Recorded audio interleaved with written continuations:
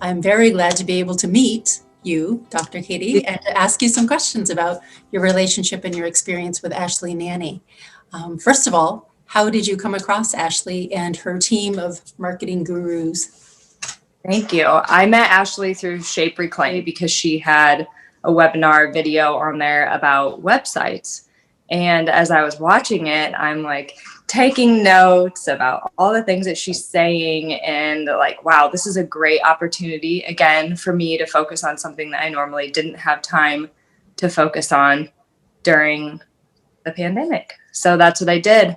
I think I reached out to her like the next day and we set up a meeting and it was awesome. Nice. Spoke to all the things that I was concerned about on my website and even more than that, really looking into what would my goals be as far as website, social media, marketing, and got right to it. So. Wow. Yeah. And I know before we started recording, you acknowledged that you love what you do, but the business part, it can, I think that's such a common cry, really. Those of us who love what we do, that's what we want to do. But we know this other must be attended to. And sometimes we just don't know where to start. I agree. Yeah. It is a challenge to put your best foot forward in so many directions at once as a business owner. And a lot of times we have these really creative ideas, but they never come to fruition because the focus is put usually where it needs to be, which if you're running a private practice is on your patients and it's on the staff and making sure that everything is working as it should be.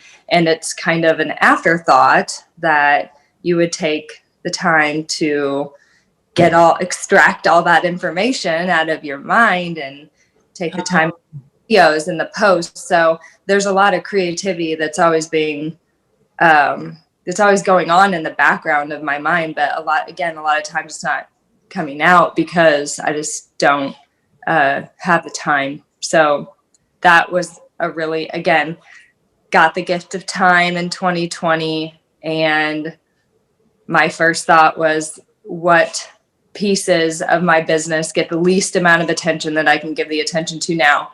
And so the website, marketing, and working towards that bigger picture, not just the now, but what do I want that to look like 5 years down the road, 10 years down the road? And Ashley, I mean, literally right off the bat, first conversation, we talked about those things. And it's just going from here to online. It's been great. Nice. It doesn't sound like you had to deal with any kind of resistance. And the reason I bring that up is I know that for a lot of business owners,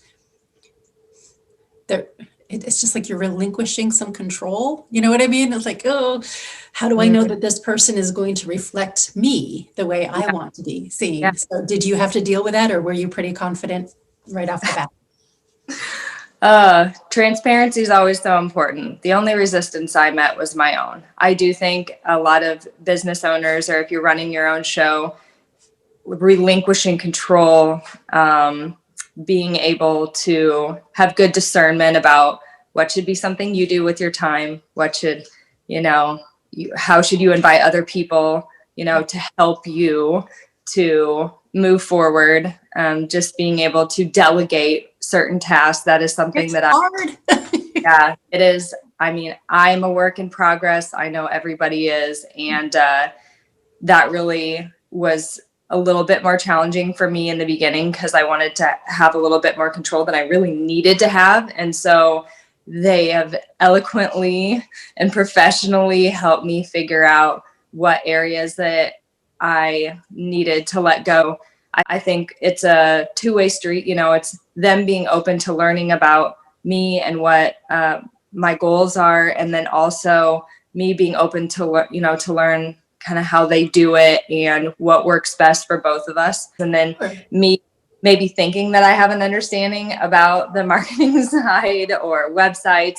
And again, them just, eloquently educating me on, hey, this is a great idea, but here's a way that, we think you could do this more effectively. It leaves me open to my own creative side and then not feeling overwhelmed by, well, that's just not going to go anywhere. What am I going to do with that? Yes.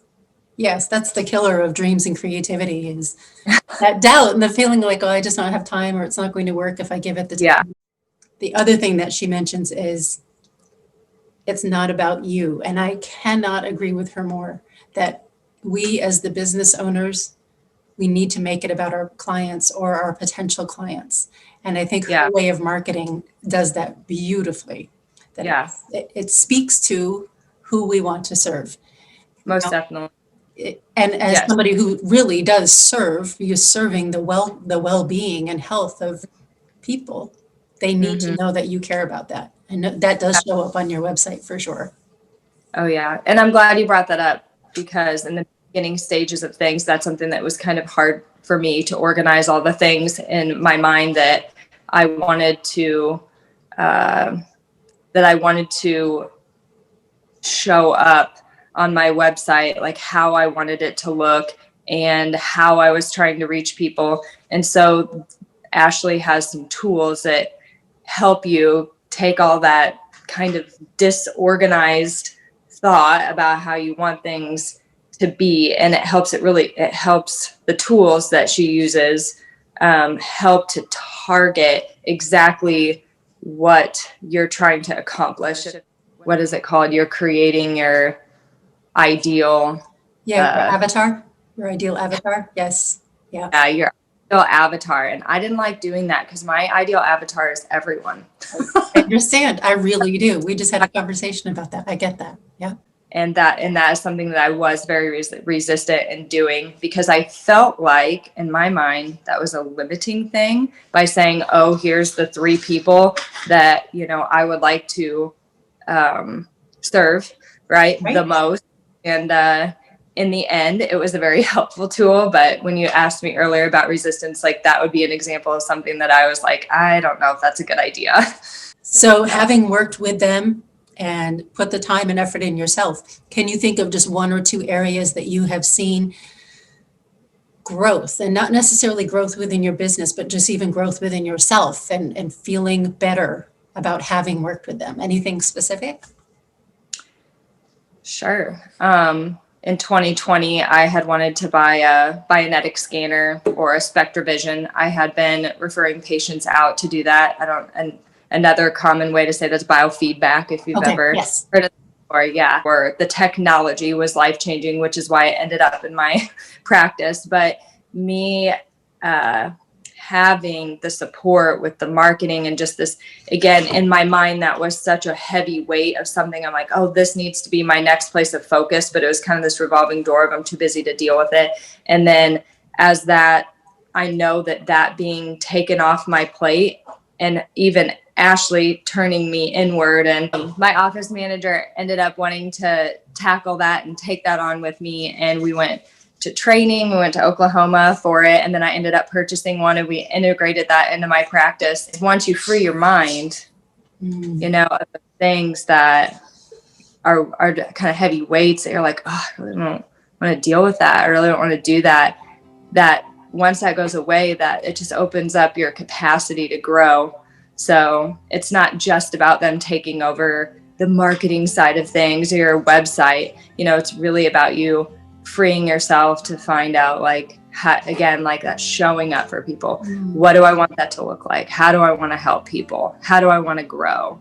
What ways do I want to do that? How do I want to set goals for myself? Because that really comes through me when I am working with people. If I'm not focused, then that affects my care, and that's the most important thing.